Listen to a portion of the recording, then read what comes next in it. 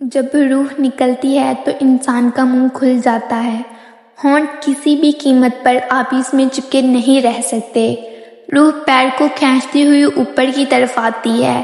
جب پھیپھڑوں اور دل تک روح کھینچ لی جاتی ہے اور انسان کی سانس ایک ہی طرف یعنی باہر ہی چلنے لگتی ہے، یہ وہ وقت ہوتا ہے جب چند لمحوں میں انسان فرشتوں اور شیطان کو دنیا میں اپنے سامنے دیکھتا ہے۔ ایک طرف ابلیس اس کے کان میں کچھ مشورے دیتا ہے تو دوسری طرف اس کی زبان اس کے عمل کے مطابق کچھ الفاظ ادا کرنا چاہتی ہے۔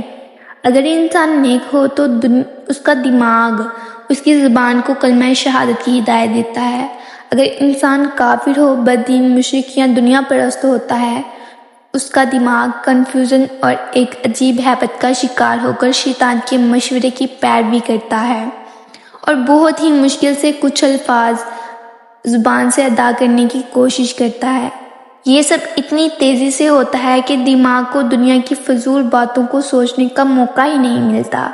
انسان کی روح نکلتے ہوئے ایک زبردست تکلیف ذہن محسوس کرتا ہے، لیکن تڑپ نہیں پاتا کیونکہ دماغ کو چھوڑ کر باقی جسم کی روح اس کے حلق میں اکٹھی ہو جاتی ہے اور جسم ایک گوشت کے بے جان لوتھڑے کی طرح پڑا ہوتا ہے جس میں کوئی حرکت کی گنجائش نہیں رہتی۔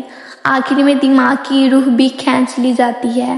آنکھیں روح کو لے جاتے ہوئے دیکھتی ہیں، اس لیے کہ آنکھوں کی پتلیاں اوپر چڑھ جاتی ہیں یا جس سمت فرشتہ روح قبض کر کے لے جاتا ہے اس سمت کی طرف ہوتی ہیں۔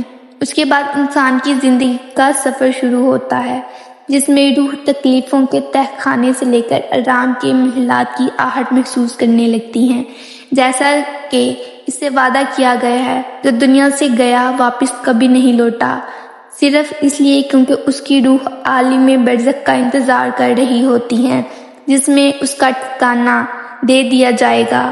اس دنیا میں محسوس ہونے والی طویل مدت ان روحوں کے لیے چند سیکنڈ سے زیادہ نہیں ہوگی، یہاں تک کہ اگر کوئی آج سے کروڑوں سال پہلے ہی کیوں نہ مر چکا ہو، مومن کی روح اس طرح کھینچ لی جاتی ہے جیسے آٹے سے بال نکالا جاتا ہے۔ گنہگار کی روح کھاد اور درخت پر پڑے سوتی کپڑے کی طرح کھینچی جاتی ہے۔